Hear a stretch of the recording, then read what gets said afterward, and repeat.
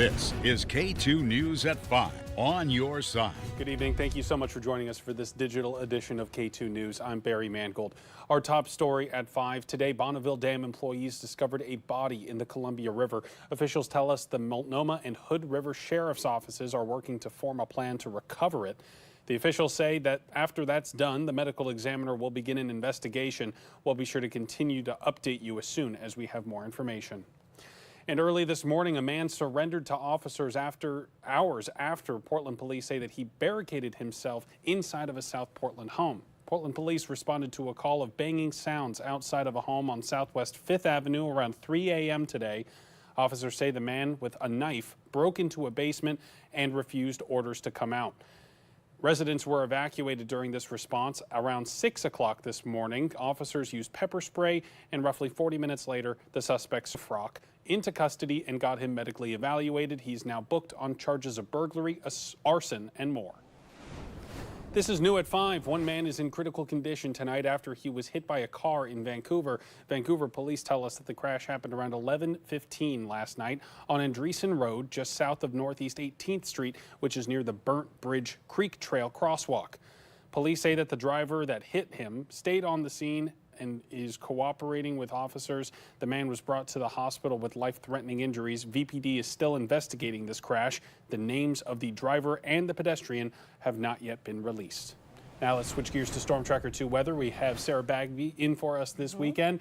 It's been a wet start to Saturday so far. When's the rain going to stop? Well, I think between the showers is all we get. We got rain all week long, so hopefully you don't mind that. But we will have those little breaks, which we kind of had today. You'll notice right now we're having a little break over in Warrenton here.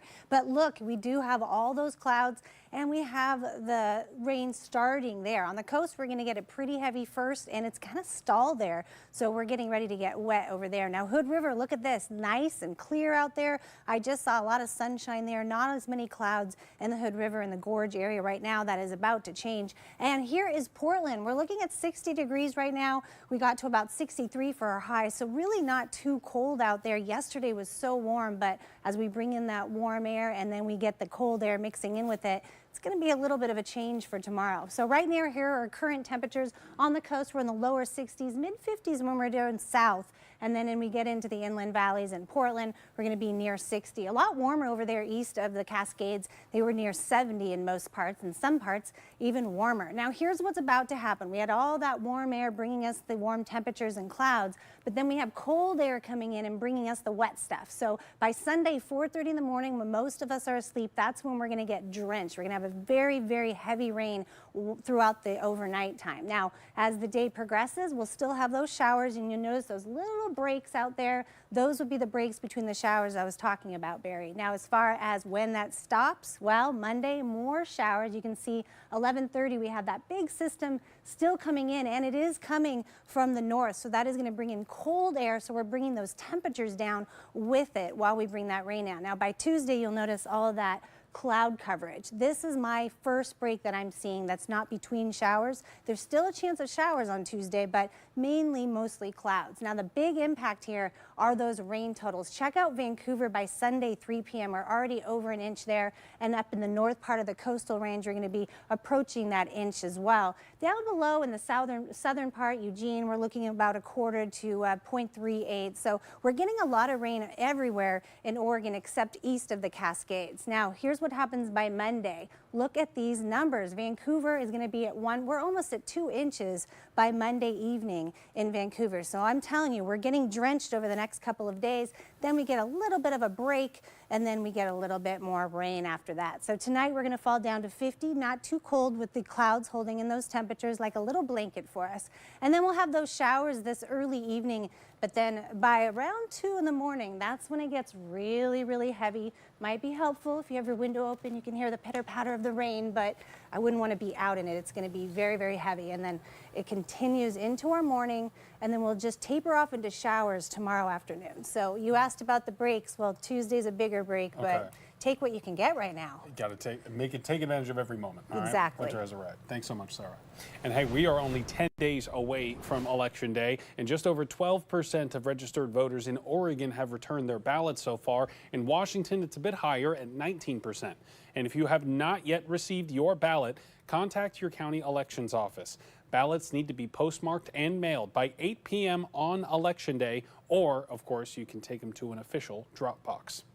And on those ballots, Oregonians are choosing how they will be voting in future state and federal elections. Ranked choice voting will be one of the closely watched measures on the November ballot, and Victor Park is diving into what it could do.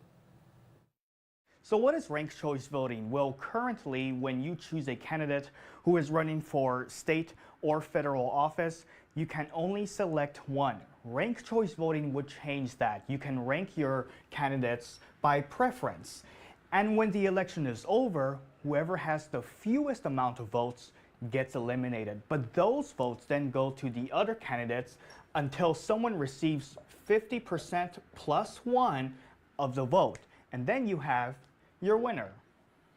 It gives voters more voice, more choice, more power. Blair Bobbier is the co-founder of Oregon's ranked choice voting known as Measure 117. This is something that has been analyzed by a number of different organizations, trusted organizations. Measure 117 has support from more than 100 businesses and organizations, including the Oregon ACLU and Planned Parenthood, but others have serious concerns. Some voters whose favorite is eliminated will have their second choice counted, and others will have their second choice ignored. She says the measure rolls back protections against election fraud.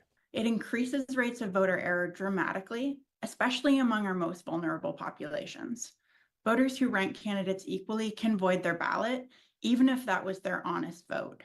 Ranked choice voting is an incredibly transparent system, and in fact, it's probably more transparent and auditable than the system that we have now. Before the issue became a measure, more than a dozen county clerks raised concerns, including staff unable to handle the workload Measure 117 could bring.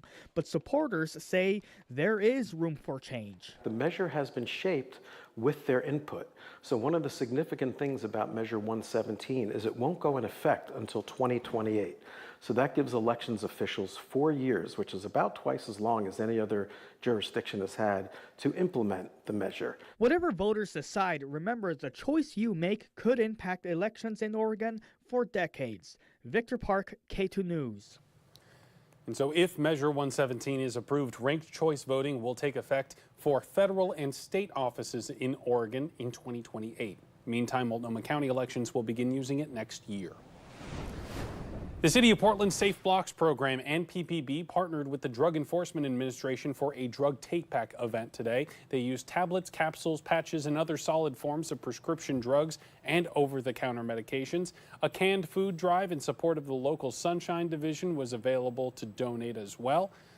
And National Takeback Day allowed for free and anonymous disposal of unneeded medications at more than 4,000 local drop-off locations. Today, Healing Through Global Love hosted a pampering event for domestic violence survivors. Manicures, hairstyling, massages, and makeovers were available.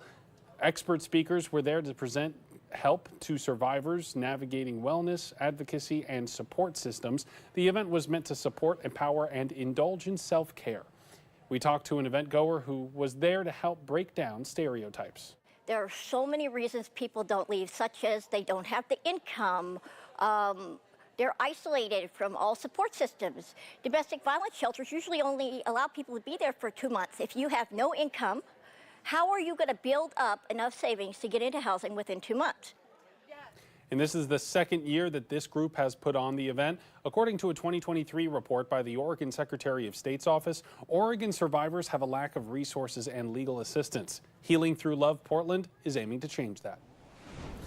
Other news now. Today, the Midland Library got a facelift with a brand new, larger, modern library. It added 6,000 square feet on its existing land, and those renovations include an outdoor interactive children's garden, learning and play spaces for families, technology rooms, and much, much more. It looks fantastic. Community artists can also elect to display their art in the library's new art gallery. The library also added in a self-checkout station, or stations rather, for a quicker borrowing experience. So you need a new place to read your new book. The library has an outdoor plaza to soak in the crisp fall weather. The library will be hosting celebratory events today and tomorrow. Today, folks in North Portland got a glimpse of what could happen with the Willamette Cove in the next few years. The Cove is a 25-acre plot of land along the Willamette River just south of the St. John's Bridge. And today, Metro showed off its work that it's been doing to clean the decades worth of industrial contamination from that site, with the plan to eventually build a new nature park in the coming years.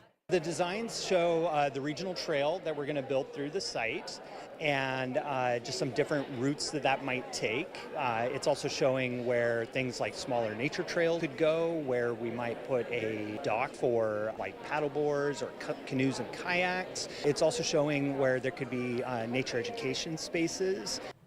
Metro says that the cleanup is comparable to a large construction project and is being planned right now. They hope to start in 2026 or 27.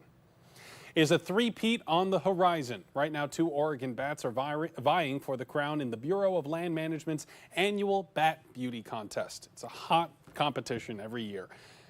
Harry Potter competed in the first round. Honey bunches of myotis competed in the second round, making it to the next round.